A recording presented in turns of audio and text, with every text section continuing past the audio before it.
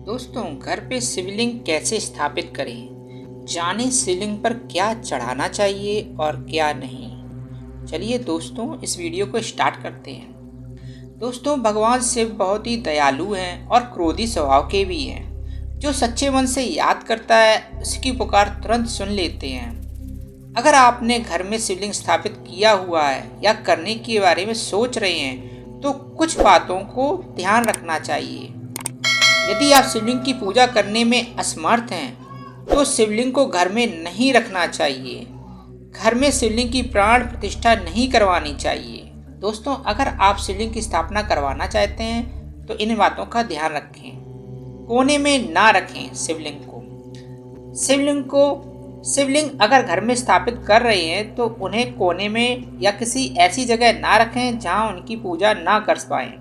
ऐसा करने से भगवान शिव क्रोधित हो जाते हैं। शिवलिंग पे हल्दी ना चढ़ाएं, सिंदूर ना चढ़ाएं और स्थान ना बदलें। शिवलिंग का स्थान ना बदलें। अगर विशेष कारणों से ऐसा करना पड़ रहा है तो शिवलिंग को हटाने से पहले उसे गंगा जल और ठंडे दूध से स्नान कराएं, फिर जगह बदलें। बिना किसी पात्र के दूध ना चढ़ाएं। दोस्तों, कुछ लोग ऐसा करते हैं कि सीधे दुकान से पैकेट वाला दूध खरीदा और चढ़ा दिया। ऐसा करने से बचना चाहिए। बिना किसी बर्तन के दूध कभी भी नहीं चढ़ाना चाहिए। दूध चढ़ाते वक्त एक बात का और ध्यान रखें कि दूध ठंडा होना चाहिए, भले ही कोई भी मौसम हो।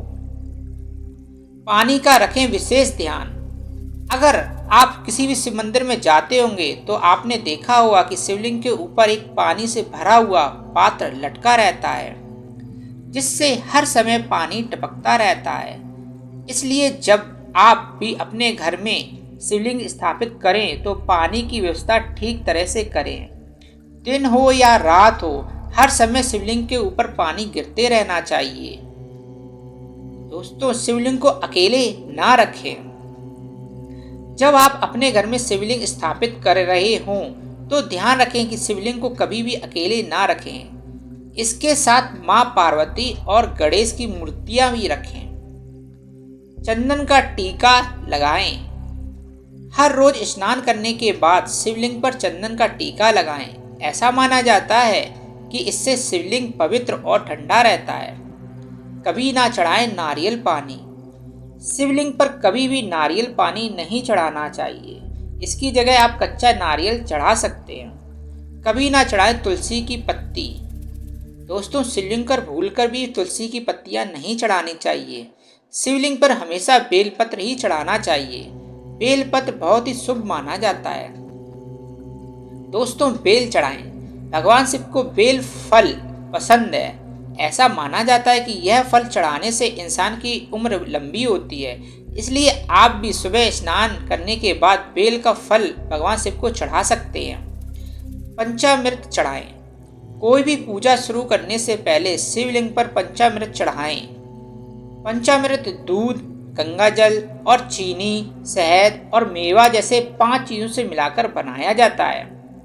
सफेद फूल चढ़ाएं। शिवलिंग पर सफेद फूल ही चढ़ाने चाहिए। यह कहा जाता है कि सफेद फूल भगवान शिव को बहुत पसंद है।